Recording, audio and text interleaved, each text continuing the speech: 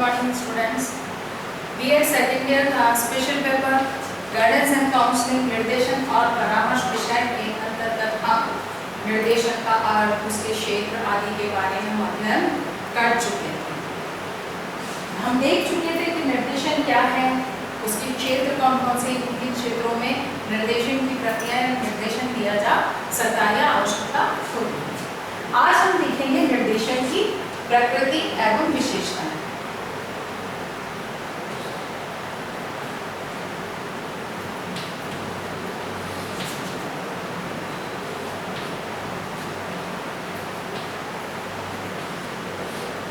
निर्देशन की प्रकृति एवं विशेषताएं।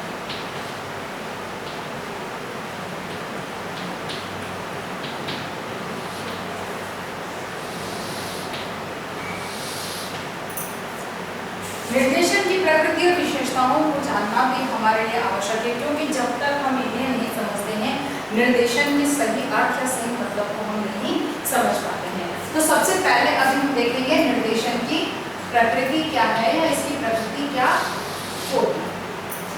सबसे पहली चीज जो इसके अंतर्गत आती है निर्देशन की प्रकृति में, वो होता है व्यक्ति स्वयं के निर्णय ले सकता है। व्यक्ति स्वयं निर्णय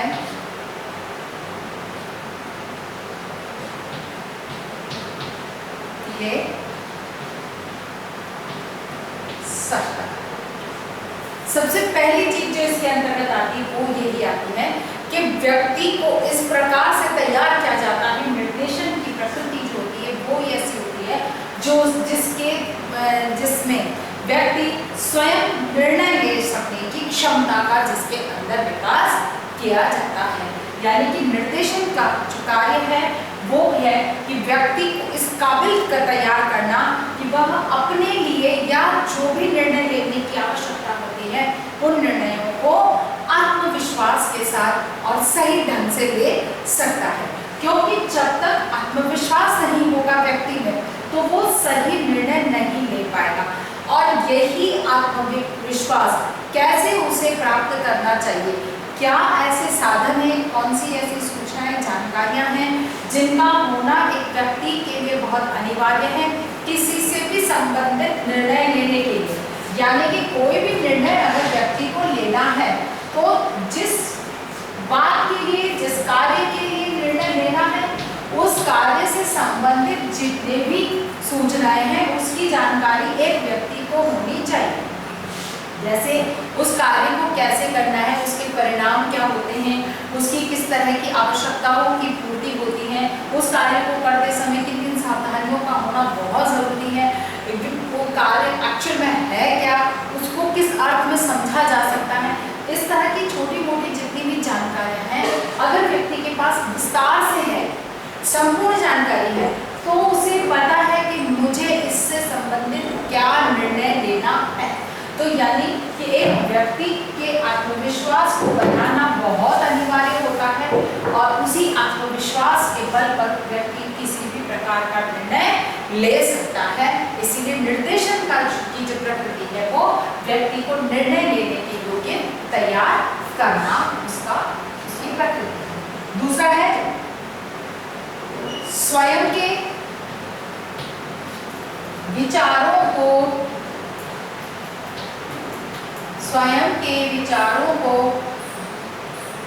दूसरों पर नहीं थोपा जाता है।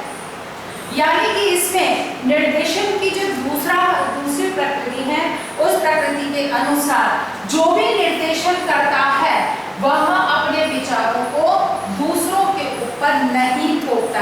यानी कि उसके जो विचार है, जैसे मैं किसी को निर्देशन दे रही हूँ, मैं कुछ समझा रही हूँ, बता रही हूँ, तो मेरा ये दायित्व निर्देशन के अनुसार ये होता है कि मेरी जो विचारधारा है मैं किसी और को उसको मानने के लिए बाध्य नहीं कर सकती, मैं केवल राय दे सकती हूँ।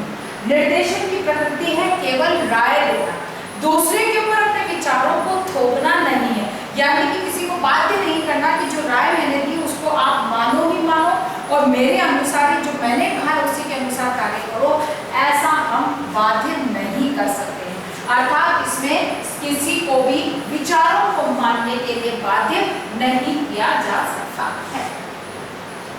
तीसरी बात जो है विपरीत परिस्थितियों के साथ समायोजन। विपरीत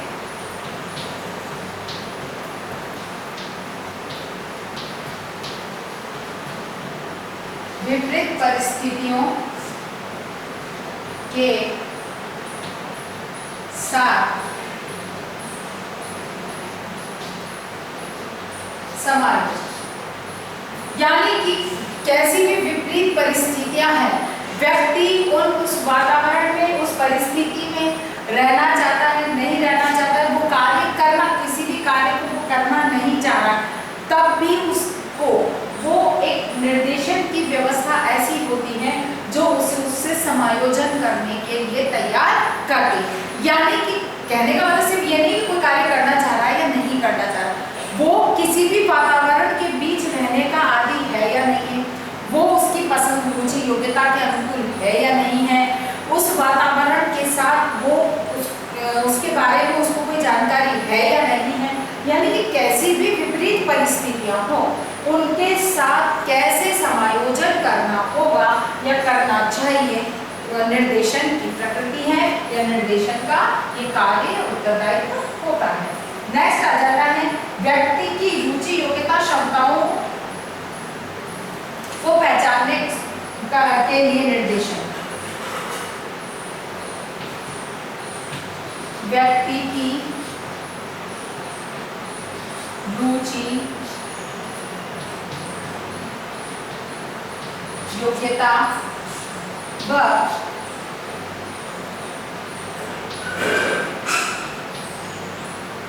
क्षमता की पहचान,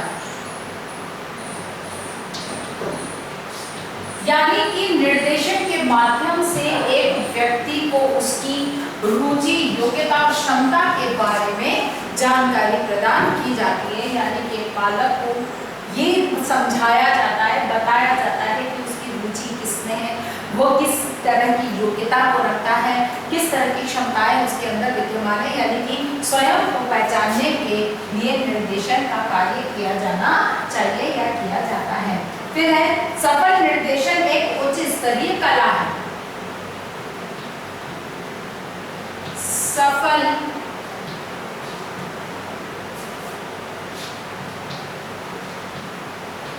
निर्देशन एक कला है।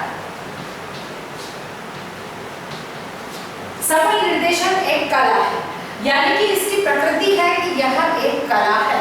कैसे कि यह किसी को निर्देश देना और इस तरह से निर्देश देना कि आपके विचारों, आपकी बातों को सामने वाला स्वीकार कर ले, उसे अपना ले, उसके प्रति वह सहमत हो। अगर ऐसा कार्य, इस तरह का निर्देशन दिया जाता है तो वह एक उच्च स्तरीय निर्देशन कहलाता है, जो कि एक कला है, यानी कि हर किसी के बस की बात नहीं है कि इतना सफल निर्देशन किसी को दे सके। सफल निर्देशन देना भी अपने आप में एक कला कहा जा सकता है या महत्वपूर्ण होता है। नेक्स्ट आ जाता है भावी जीवन के लिए तैयार करना। भावी जीवन के लिए तैयार करना, यानी कि भावी जीवन के लिए भविष्य में बालक को क्या करना है, कौन सा व्यवसाय चुनना है, किस तरह के क्रियाकलाप करने हैं, इसके लिए व्यक्ति को तैयार करना कि आप अपने भविष्य में क्या कर सकते हैं। क्योंकि बालक को इसके लिए निर्देशन की आवश्यकता होती है। क्यों? कि उसे अपनी रुचि योग्यता और क्षमताओं के अनुकूल ही वो कोई भी भावी जीवन से संबंधित निर्णय लेगा, और इसके लिए अनिवार्य होता है कि उसे एक सफल और सही निर्देशन अगर मिलता है तो उसे अपने भविष्य के बेहतर उज्जवल भविष्य दिखाई देने लगता है, उज्जवल भविष्य के लिए वो प्रयास कर सकता है। इसीलिए आवश्यक है कि बालक को भावी जीवन के लिए तैयार करने के लिए निर्देशन लिया जाना। यह निर्देशन की प्रकृति होती है कि व्यक्ति के भावी जीवन की तैयारी करना। नेक्स्ट जो आ जाता है वो है आंतरिक व लगातार चलने वाली प्रक्रिया है।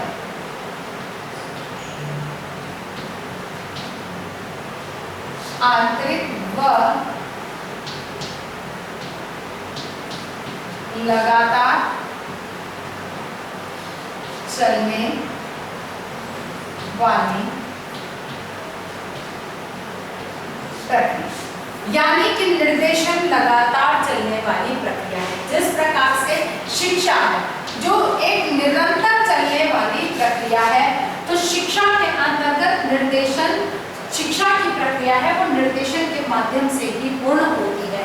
तो उसी तरह से जिस तरह से शिक्षा निरंतर चलने वाली प्रक्रिया है, जन्म से लेकर मृत्यु तक निरंतर चलने वाली प्रक्रिया है, वैसे ही निर्देशन भी निरंतर चलने वाली प्रक्रिया है। क्यों कि समस्याएं व्यक्ति के जीवन में पल पल आती रहती है और उनका समाधान उसे ढूंढना होता है। तो ये निर्देशन ही है जो उसे इसके लिए तैयार कर पाता है। इसीलिए यह निरंतर चलने वाली प्रक्रिया है। और लास्ट से समस्या समाधान व परिस्थिति से समायोजन।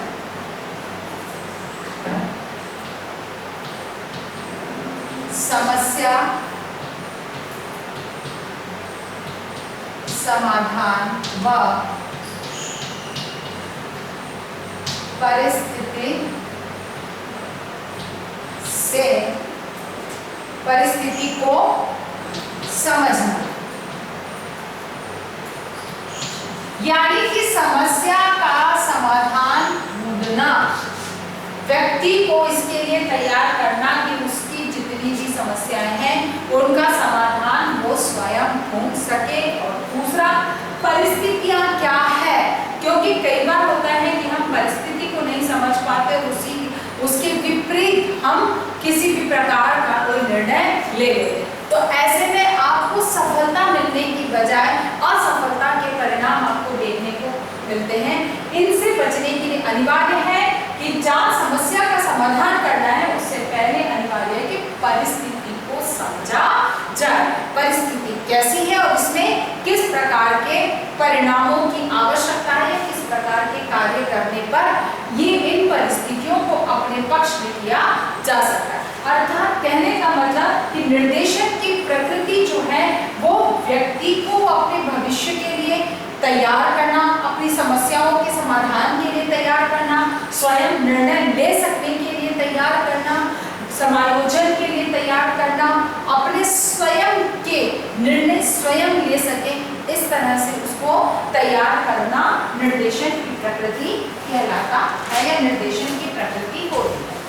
इसके बाद नेक्स्ट हम देखेंगे कि निर्देशन की विशेषताएं क्या है, क्योंकि हमें अगर हम इसे बहुत स्पष्ट ढंग से समझना चाहते हैं तो हमें इसकी विशेषताओं को भी समझना होगा, क्योंकि इसकी विशेषताएं हैं जो इसके अर्थ को और भी अधिक स्पष्ट करती हैं। तो निर्देशन की विशेषताएं,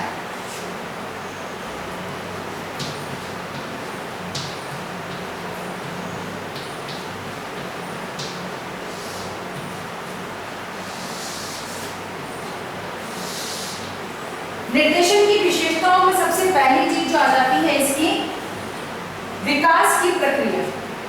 सबसे पहली बात आती है यह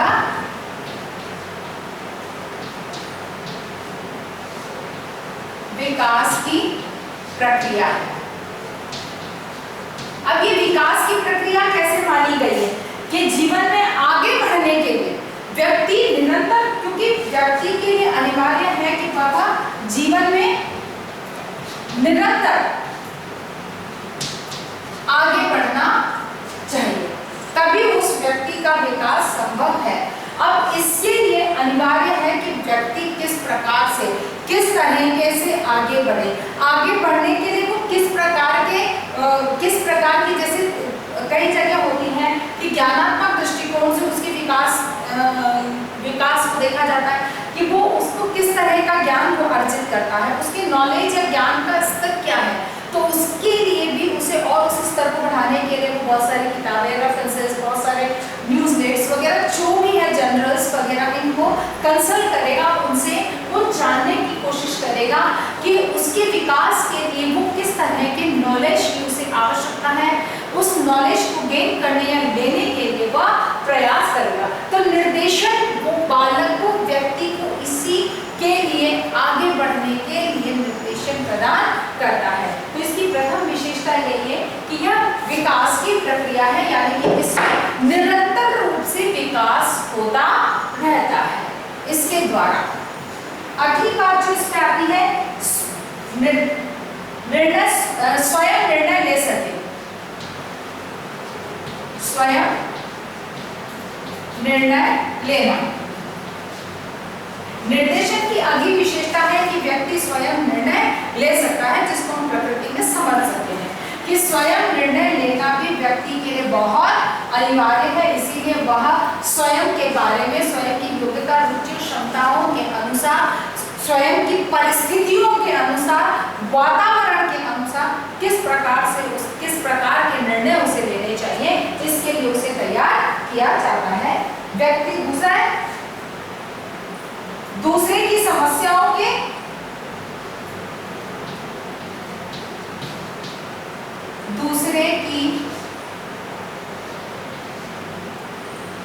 या इसको ऐसे लिख सकते हैं शॉर्ट में, समस्या समाधान के विकल्प प्रस्तुत करता है। समस्या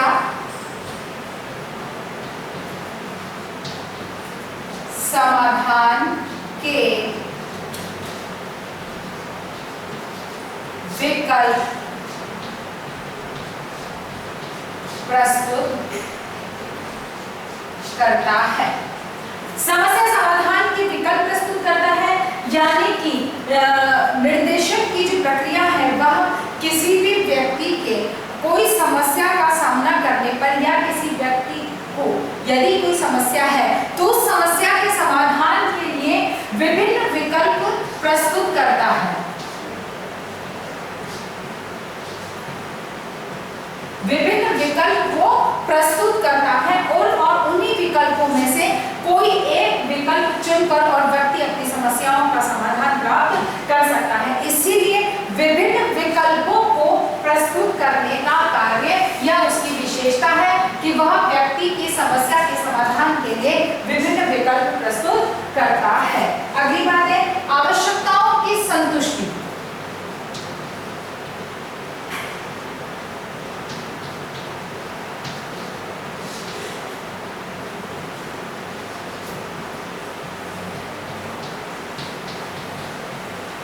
आवश्यकताओं की संतुष्टि यानी कि एक व्यक्ति की जितनी भी आवश्यकताएं हैं वो उस तरह से उसको प्रस्तुत करना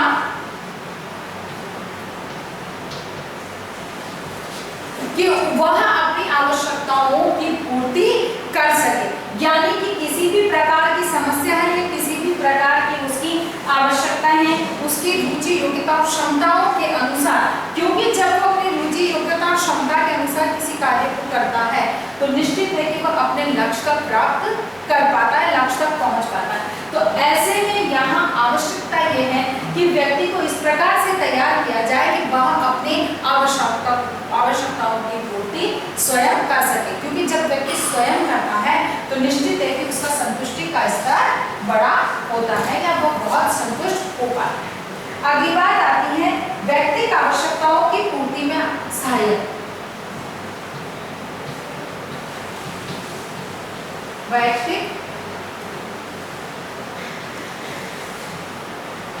व्यक्तिगत आवश्यकता की पूर्ति में सहायक। व्यक्तिगत आवश्यकता की पूर्ति में सहायक होता है, यानी कि किसी व्यक्ति की अपनी स्वयं की विशेष आवश्यकताएं, व्यक्ति विशेष की कोई आवश्यकता है, कोई विशेष आवश्यकता है, उसकी पूर्ति के लिए भी निर्देशन का कार्य किया जाता है। या निर्देशन की विशेषता अर्थात कि केवल सामूहिक रूप से निर्देशन देना ही इसकी विशेषता नहीं है। इसकी विशेषता यह है कि ये व्यक्ति विशेष की आवश्यकताओं की भी पूर्ति करता है, यानी कि जहाँ ये आवश्यकताओं की पूर्ति करता है तो इसमें ये सामूहिक भी हो सकती हैं और व्यक्तिगत भी हो सकती हैं, इनका वह पूर्ति करने में निर्देशन सहायक होता है। उसके बाद में शिक्षण और अनुदेशन की प्रक्रिया में सहायक, शिक्षण व अनुदेशन में सहायक, यानी कि एक शिक्षक जब कक्ष में शिक्षण कार्य कर रहा है, अनुदेशन कार्य कर रहा है, तो उसमें वो निर्देशन का सहारा लेता है। अर्थात कि निर्देशन शिक्षण प्रक्रिया को पूर्ण करने में निर्देशन का महत्वपूर्ण भूमिका होती है। इसीलिए इसकी विशेषता है कि यह केवल सामान्य रूप से ही निर्देशन नहीं प्रदान किया जाता है, बल्कि यह शिक्षण और अनुदेशन की प्रक्रिया में भी अपनी महत्वपूर्ण भूमिका निभाता है। अर्थात कि व्यक्ति बालकों को समझने के लिए और शिक्षक को अपनी शिक्षण प्रक्रिया का निर्माण करने में, यानी कि अपनी योजना का निर्माण करने में ये जो दिशा निर्देश है इसके महत्वपूर्ण भूमिका निभाते हैं, जिसके माध्यम से वो बालक को सूचित और सही दिशा निर्देश या निर्देशन दे पाता है। इसी कारण ये शिक्षण और अनुदेशन की प्रक्रिया में भी अपनी महत्वपूर्ण भूमिका निभाता है। अगली इसकी विशेषता है व्यक्ति को स्वयं समझने योग्य बनाना।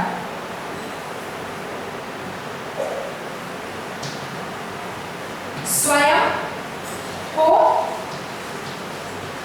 समझ पाना, यानी कि एक व्यक्ति को स्वयं को समझने के योग्य ये निर्देशन बनाना। निर्देशन की प्रक्रिया के माध्यम से निर्देशन की विशेषता है कि यह एक व्यक्ति को उसकी अपनी रुचि, अपनी योग्यता, अपनी क्षमताओं को समझने में सहायता प्रदान करता है। यानी कि इसकी प्रकृति भी यही बात कहती है कि यह व्यक्ति के स्वयं को समझने की योग्य बनाता है। इसकी प्रकृति होती है कि स्वयं व्यक्ति को स्वयं को समझने की योग्य बनाए, और इसकी विशेषता है कि यह व्यक्ति को स्वयं को समझने के योग्य निर्माण करता है या बनाता है। अगली बात आती है कि जन्मजात योग्यता और शक्तियों का विकास।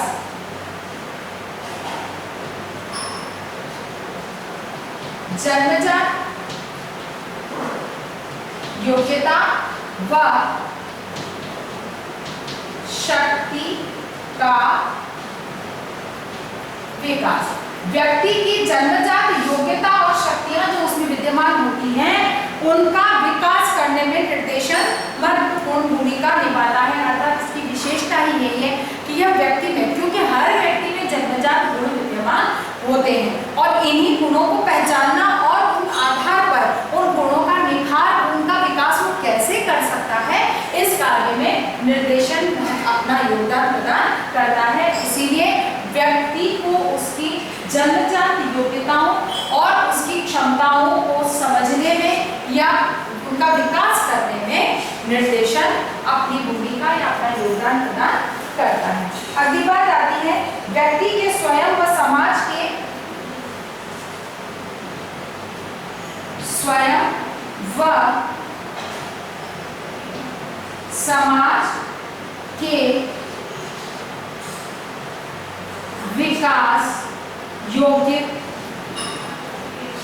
विकास की योग्यता। व्यक्ति में स्वयं के और स्वयं के साथ में अपने समाज की विकास किस तरह से वो कर सकता है, उसे इस योग्य बनाने का कार्य भी निर्देशन करता है। यानी कि निर्देशन की जो अगली विशेषता है वह यही है कि वह व्यक्ति के, जहां तक ये कहा जाए कि व्यक्ति की स्वयं की अधिकतम विशेषता, अधिकतम विकास कितना वो कर सकता है, उस विकास को निर्देशन के माध्यम से व्यक्ति विशेष का किया जाता है। और उस व्यक्ति विशेष के विकास के साथ में इस बात को ध्यान रखा जाता है कि उसके विकास की प्रक्रिया को इस तरह से दिशा निर्देशित किया जाए कि समाज का विकास इसके साथ में चलता रहे। अर्थात एक एक करके 10 व्यक्तियों को एक एक करके प्रशिक्षित किया गया तो निश्चित है कि 10 का जो समूह है उसका विकास एक बहुत उच्च स्तर पर हो पाएगा। इसीलिए अधिकतम विकास के लिए इनकी जो योग्यताएं हैं उनमें विकास करना। और विकास का जो प्रक्रिया है, विकास की जो योजनाएं हैं, वो निर्देशन इस प्रकार से निर्मित करता है, क्रियान्वित करता है कि न केवल व्यक्ति स्वयं का विकास हो, इसके साथ साथ में समाज का भी विकास हो सके। इसीलिए निर्देशन की विशेषता है कि व्यक्ति के स्वयं व समाज के अधिकतम विकास के लिए उसे योग्य बनाना। अगली बात इसमें आती है आपकी, छात्रों को अपनी योग्यता के अनुसार पाठ्यक्रम को चुनने में, या यूं कहा जाए शॉर्ट में अगर इसको हम करते हैं तो विषय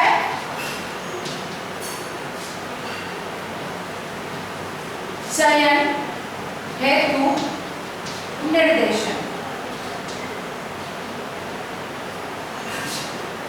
निर्देशन की प्रक्रिया में या निर्देशन के लिए सबसे महत्वपूर्ण आवश्यक पक्ष वही है, क्योंकि आजकल के बच्चों की एक प्रवृत्ति देखी गई है कि जहां एक बच्चा गया सारे उसके दोस्त उसी के पीछे निकल जाते हैं। जैसे कि एक बच्चे ने साइंस लिया, ठीक है, अब उसके साथ उस एक बच्चे के साथ उसके 5 फ्रेंड्स हैं, तो वो पांचों भी साइंस की लेंगे, अर्थात कि 6 के 6 बच्चे साइंस में जाएंगे। भले ही इनमें से किसी 2 बच्चों के साइंस की योग्यता उनमें विद्यमान नहीं है, या यूं कहा जाए कि साइंस विषय को पढ़ने की क्षमताएं इनमें नहीं है, उनमें योग्यता नहीं है, लेकिन मित्रों ने लिया है, दोस्ती छूट जाएगी, दोस्त मेरा इधर-उधर हो जाएगा, इसलिए मुझे भी साइंस लेना है, ऐसा करके बच्चे भी साइंस ले लेते हैं। या हमको भी तो साइंस ही अच्छी लगती है, हम सब मिलके एक साथ साइंस पढ़ते हैं, देखो साइंस में अच्छे नंबर, ये सोच के बच्चे वही लेते हैं, लेकिन उनमें वो योग्यता नहीं हो, तो ऐसे में परिणाम मिलने की बजाय असफलता के परिणाम सामने आने लगते हैं और बालक का विकास अवरुद्ध हो जाता है। इसलिए विषय चयन यानी कि अपने भविष्य के निर्माण के लिए बहुत आवश्यक है कि उचित विषय का और सही विषय का चुनाव हो, क्योंकि भविष्य का चुनाव, भविष्य के निर्माण में सबसे अहम आता है व्यवसाय, यानी कि सही व्यवसाय का अगर चयन होता है तो निश्चित है कि व्यक्ति सफलता के पथ पर निरंतर आगे बढ़ता रहता है। तो यहाँ पर ये बात बहुत स्पष्ट होती है कि विषय का चयन, जिस बालक की जिस व्यवसाय को चयन करने की बालक में क्षमता है, उसी विषय का अगर चयन किया जाए या जिस विषय से संबंधित योग्यता, रुचि, क्षमताएं हैं, उस विषय का अगर सही चयन होता है तो उसके भविष्य निर्माण में निरंतर विकास की प्रक्रिया निरंतर चालू रहती है। इसीलिए बालक के सही विषय चयन में निर्देशन कार्य करता है, अर्थात निर्देशन की विशेषता है कि वह बालक के सही विषय चयन में सहयोग प्रदान करे। हमने आज निर्देशन की प्रकृति और विशेषताओं को समझा। लगभग उनमें कुछ समानताएं भी पाई जाती हैं पॉइंट्स में कि हाँ निर्देशन क्यों आवश्यक है, किन किन क्षेत्रों में उसकी विशेषताएं क्या, उसकी प्रकृति क्या है, लेकिन निश्चित है कि प्रकृति भिन्न है, विशेषताएं भिन्न है। तो आशा करती हूँ कि ये बात आपको आज की समझ में आई होगी। इसी आधार पर आपको एक गृह कार्य करना है, क्वेश्चन करना है कि निर्देशन की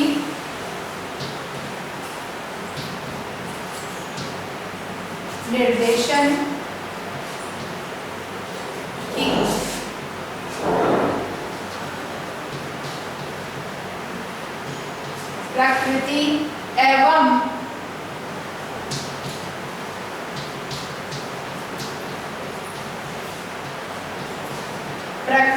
एवं विशेषताओं को स्पष्ट कीजिए।